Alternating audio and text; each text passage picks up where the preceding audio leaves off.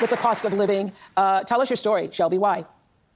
Hi, Madam Vice President. Hi, Oprah. I'm 24 years old. I'm a graduate student living with my parents, and I want to move out next year and potentially buy a home. And I'm concerned about the affordability of one with the extra costs and bills I'm paying now, along with the bills and costs I will pay in the future too. And so everything just has a cost and everything is so expensive. And so I'm worried about my capacity and how I'm able to fully support myself once I do live independently. You sound like one of my daughter girls from South Africa graduated. She was like, I hate adulting. I hate adulting. This adulting isn't going so well. Yes.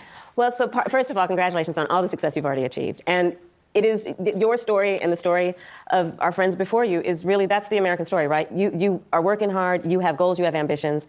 And so part of it is, again, the $25,000 down payment assistance. Part of it is what we need to do to also push back against a very different vision for our country. Because look, in this election, there are two very different visions for our country. One, for me, that is focused on the future, including you, and another that is focused on the past. What Donald Trump, what my opponent plans on doing for the economy is doing what he did the last time he was president and giving another tax break for billionaires and the biggest corporations that would add $5 trillion to our deficit. And get this, he plans on doing what I call a Trump sales tax, which is basically he's going to put a 20% tax on everyday necessities that economists have estimated will cost the average American $4,000 more a year, which is why Goldman Sachs, which is why Moody's, which is why Wharton School of Business, which is why 16 Nobel laureates have collectively determined, after analyzing our plans, one, mine would strengthen the economy, his would weaken it. Two, that on his plan, he would actually blow up inflation and invite a recession by the middle of next year. So when you think about the cost of living, my approach is about lifting you up. His would be about actually weakening our economy. And I feel very strongly when an individual, when a small business, when a family, when the middle class is strong, America is strong. Amen to that. Amen to that. Thank you, Shelby. Thank you, Rachel and Garrett. So the President of the United States is being a mom, especially under this administration, because they're making everything harder. And tonight we have a mom here in the audience, Barbara, that's behind us, that has a question for you. Hi, Barbara. Hello back there.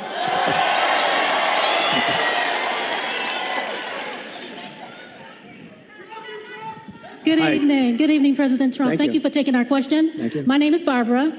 I'm a mom of 3, a grandmother of 7, and 3 great-grands. A registered nurse, retired nurse.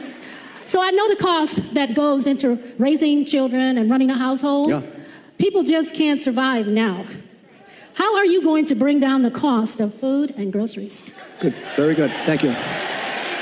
So we have to start always with energy. Always. I don't want to be boring about it, but there's no bigger subject. It covers everything. If you make donuts, if you make cars, whatever you make, energy is a big deal. And we're going to get that. It's my ambition to get your energy bill within 12 months down 50%. If I can do that, we've done a hell of a job. 5-0, not 15, 50. Interest rates are going to follow, and actually they're going to follow for another reason. The economy is now not good. And interest rates, you'll see they'll do the rate cut and all the political stuff tomorrow, I think. And, will he do a 0.5 point? Will he do a 1/4 point? But the reason is because the economy is not good. Otherwise, you wouldn't be able to do it. But we're going to get interest rates down, and we got to work with our farmers. Our farmers are being decimated right now. They're being absolutely decimated. And, one of the reasons is we allow countries. We're not going to allow so much. We're going to let our farmers go to work. And I don't know if you remember, I love the farmers because, I had many meetings as president. I have this gorgeous room with this beautiful table that seats about 35 people. And I was with the farmers. Usually everybody wants something. They all want subsidy. But I was with the farmers. And I think you might have been there, actually, Sarah. I said, look, fellas, we're going to get you such a beautiful subsidy, meaning I'm going to do things. And one of the people raises his hand, sir, honestly, we don't want a subsidy. This is the first time this ever happened to me. Everyone wants, they want money. They want to build windmills. We want money. Well, these windmills, anyway.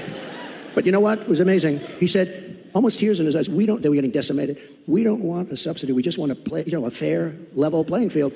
And I said, nobody's ever said that. And I have many industries and many groups of people from different things. They do all different things. It's probably the most dramatic I've ever seen. He didn't want anything. All he wanted was to be able to compete fairly. And the problem we have is other countries, they treat us very badly in that way also. They really are. And sometimes the worst countries are our so-called allies. I say so-called because in many ways they're not allies at all. They take advantage of us. They really take advantage.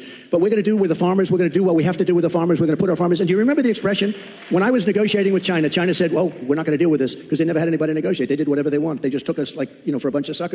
But I told the farmers it's going to be, they're very good negotiators. You're going to suffer for 6 months, and then they're going to fold. And that's exactly what happened. They folded, and they agreed to buy $50 billion. You might have heard the story. I said, how much? I went to the Secretary of Agriculture. How much did they buy?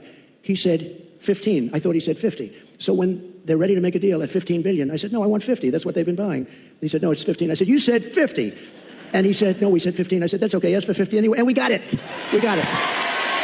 And they buy a lot of our product. But so we're going to, it's just a great. We're the party of common sense.